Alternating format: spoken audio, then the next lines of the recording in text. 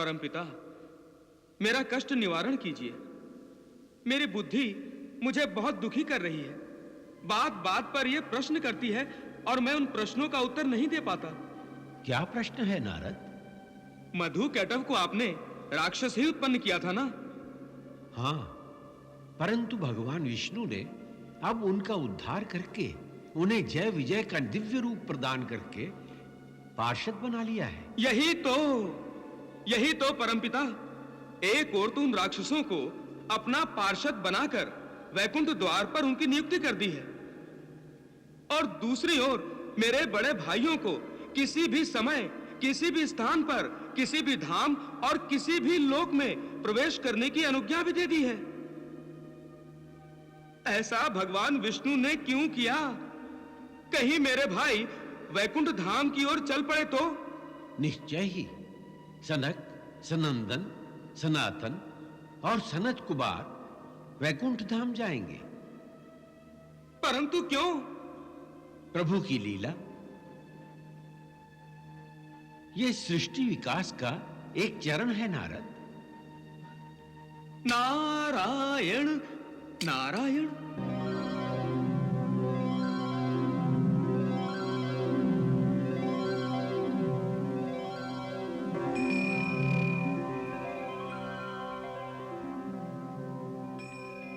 रुक क्यों गए? हमें वरदान प्राप्त है। हम किसी भी समय प्रभु के प्रत्यक्ष दर्शन कर सकते हैं। चलो भीतर चलो। ऋषिवरों, हम क्षमा चाहते हैं। हम इस समय आपको भीतर नहीं जाने देंगे। हाँ, प्रभु विश्राम कर रहे हैं। किंतु हमें तो स्वयं प्रभु ने अनुज्ञा दी है। हम किसी भी समय उनके दर्शन कर सकते हैं, इसलिए हे पार्षदों, हमें ना रोकिए, हमें जाने दीजिए। नहीं महात्माओं, हम विवश हैं।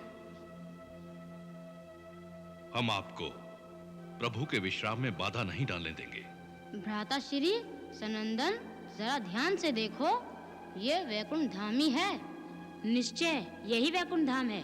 वैकुंठ धाम तो निर्विकार है, यहाँ विकारों को स्थान कैसे मिला? भगवान तो मोह से परे हैं। उनके इन पार्षदों में मोह की उत्पत्ति कैसे हुई? हाँ भ्राता श्री, निरंकार परमात्मा के द्वार पर अहंकार ने आकार कैसे धारण कर लिया?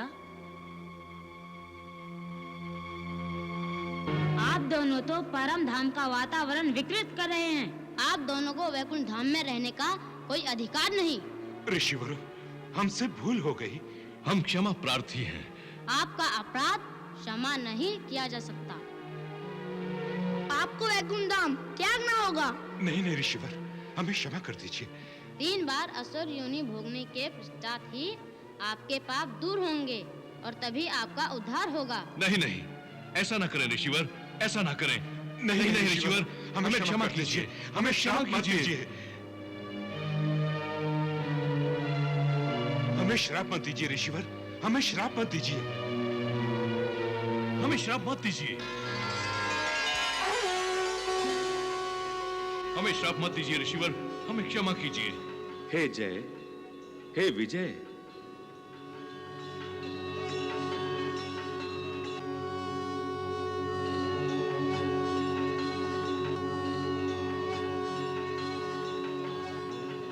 निराश होने की आवश्यकता नहीं है पार्षद। वैकुंठ लोक से तुम्हारा पतन निश्चित था। सनक, सनंदन, सनातन और सनत कुमार तो केवल इस पतन का माध्यम बन गए। परंतु ऐसा क्यों प्रभु? क्यों? सृष्टि के विकास में तुम दोनों को ब्रह्मदेव का सहयोग देना है। असुर कुल में तुम्हें 3 जन्म लेने हैं और जन्म के पश्चात मेरा विरोध करना है। इस प्रकार सब लोगों में धर्म के महात्म्य को बताने में अप्रत्यक्ष रूप से मुझे तुम्हारी सहायता मिलेगी। इसलिए हे जय, हे विजय, इन ऋषियों के शाप को वरदान समझकर स्वीकार करो। जो आज्ञा प्रभु।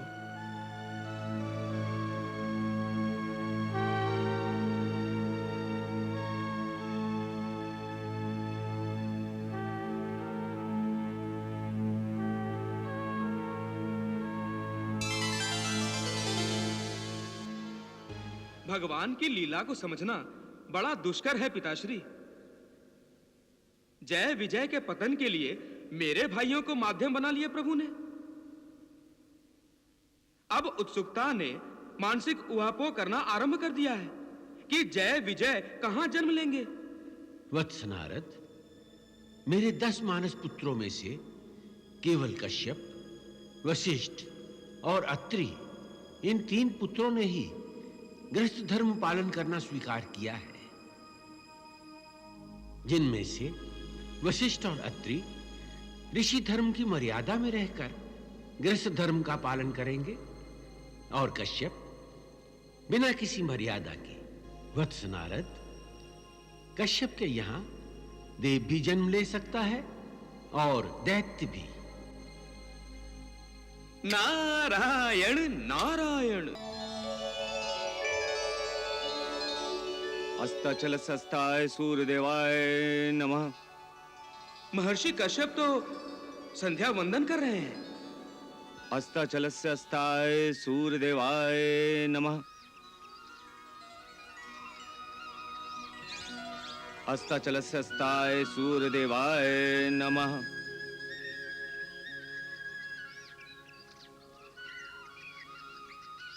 अस्ताचलस्ताय सूर्यदेवाय नमः। अस्ताचलस्ताय सूर्यदेवाय नमः। अस्ताचलस्ताय सूर्यदेवाय नमः। अस्ताचलस्ताय सूर्यदेवाय नमः। सूर्यदेवाय नमः।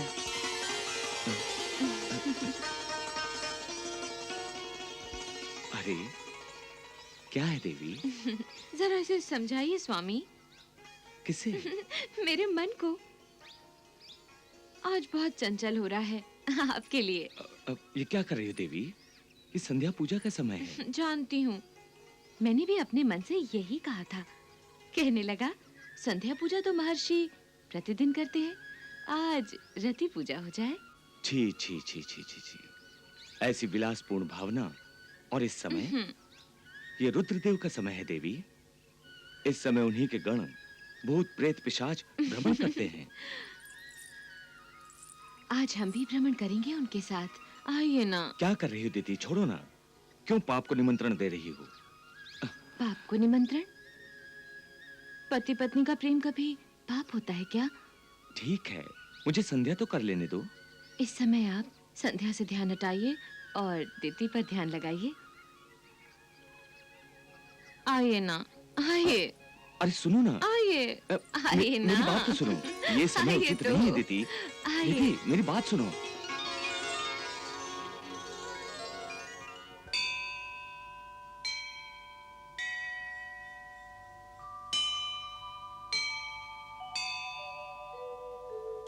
महर्षि,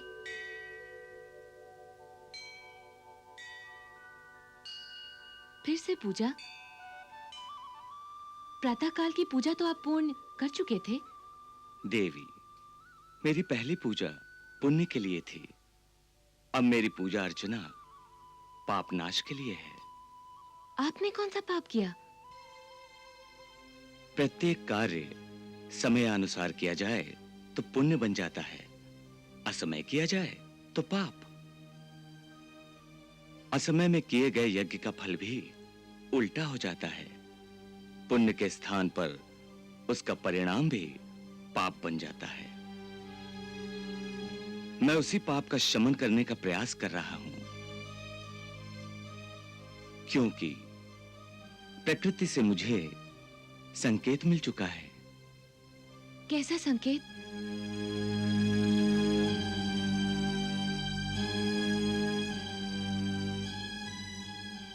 देवी, तुम 2 भयंकर असुरों को जन्म देने जा रही हो।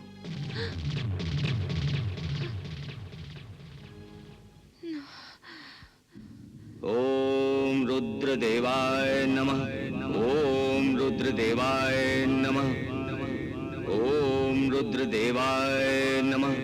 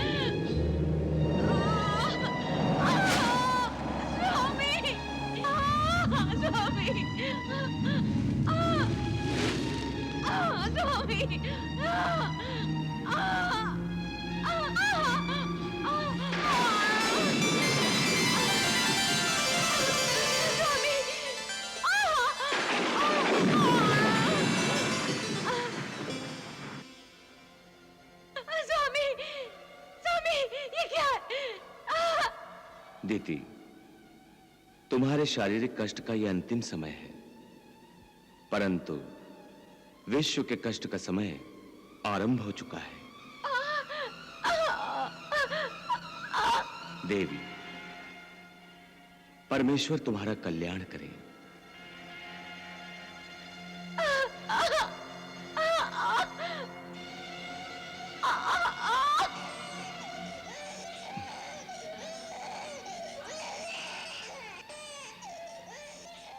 देवी, तुम्हारी संतान तीनों लोगों के लिए कष्टदायी है। ओम रुद्रदेवाय नमः। नारायण नारायण, धन्य हो प्रभु, धन्य हो। अंततः आपने पार्षदों को हिरण्याक्ष और हिरण्यकश्यप के रूप में जन्म देकर अपनी लीला का सूत्रधार बना ही लिया। नारायण नारायण, आपकी लीला अगाध है प्रभु।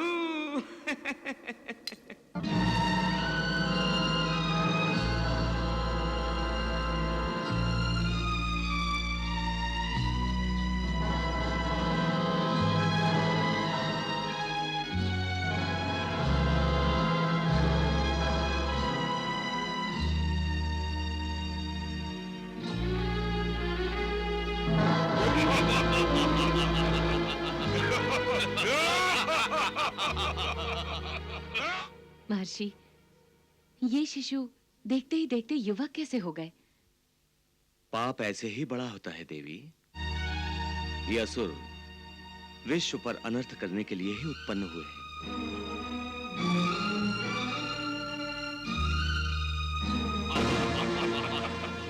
अब हम तप करेंगे। हाँ, इतना घोर तप करेंगे कि सृष्टि रचयिता ब्रह्मा हमसे प्रसन्न हो जाएं। वो प्रसन्न हुए कि हमने वर मांगा। हिरण्याक्ष, हम उनसे यही वर मांगेंगे कि जब तक उनकी सृष्टि है तब तक हम दोनों का अस्तित्व रहे। तुम तो बड़े बुद्धिमान निकले।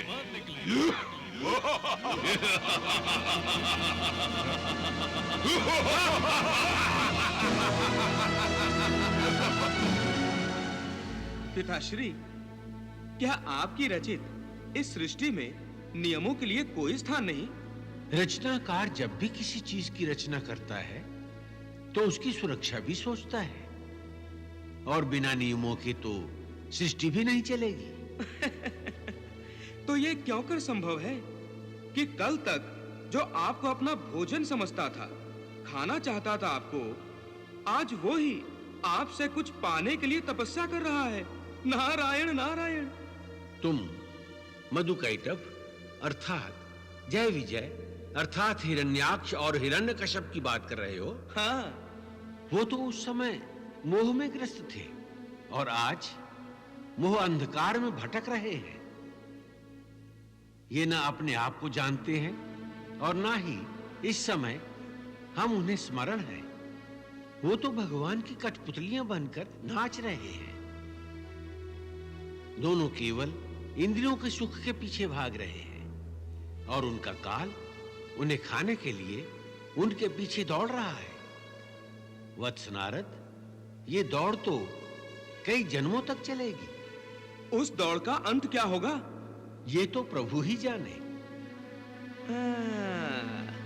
नारायण नारायण। ओम ब्रह्मणे नमः। ओम ब्रह्मणे नमः। ओम ब्रह्मणे नमः। ओम ब्रह्मणे नमः। ओम ब्रह्मणे नमः। ओम ब्रह्मणे नमः। ओम ब्रह्मणे नमः। ब्रह्मणे नमः। आंखें खोलो वत्स।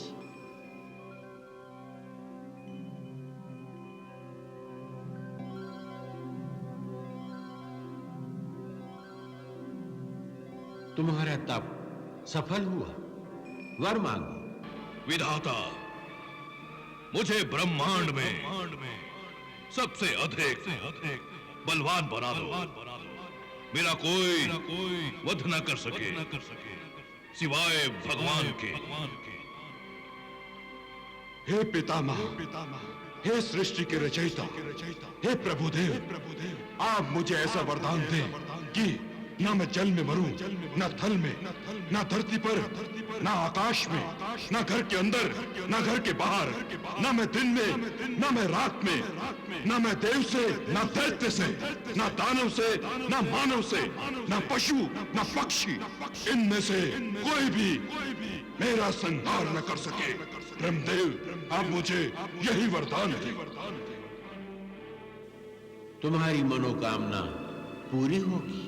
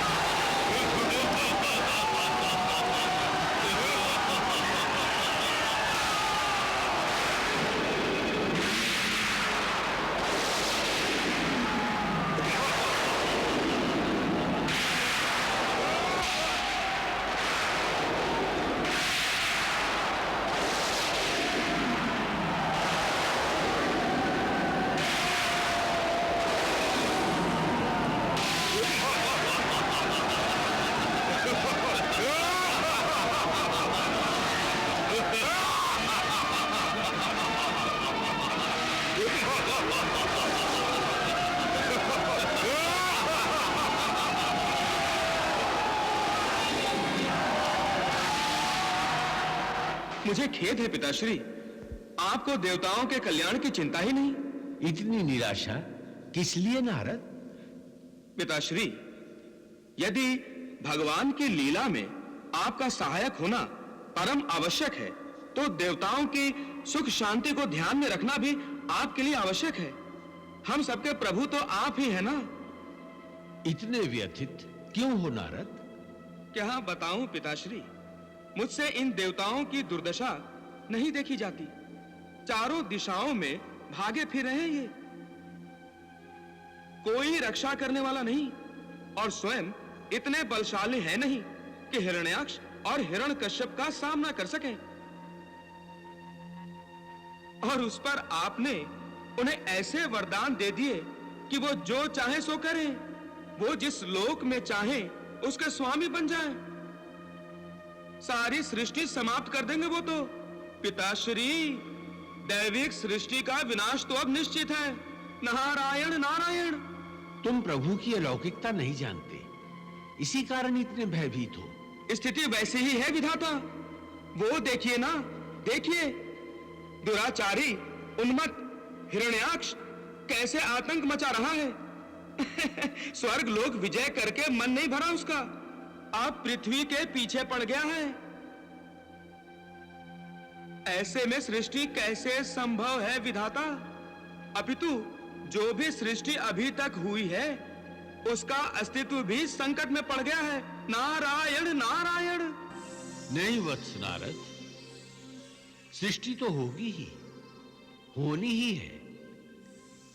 जो हो रहा है सृष्टि के विकास के लिए ही हो रहा है। और विकास की कोई एक दिशा नहीं, कोई एक लोक नहीं, और विकास का कोई एक कारण नहीं। कारण भी वही प्रभु बनाते हैं और कार्य भी वही है। मेरा तो नाम दिया है उन्होंने, सृष्टिकर्ता। यथार्थ में कर्ता वही है। वो जो भी करते हैं अपनी सृष्टि को ध्यान में रख के करते हैं।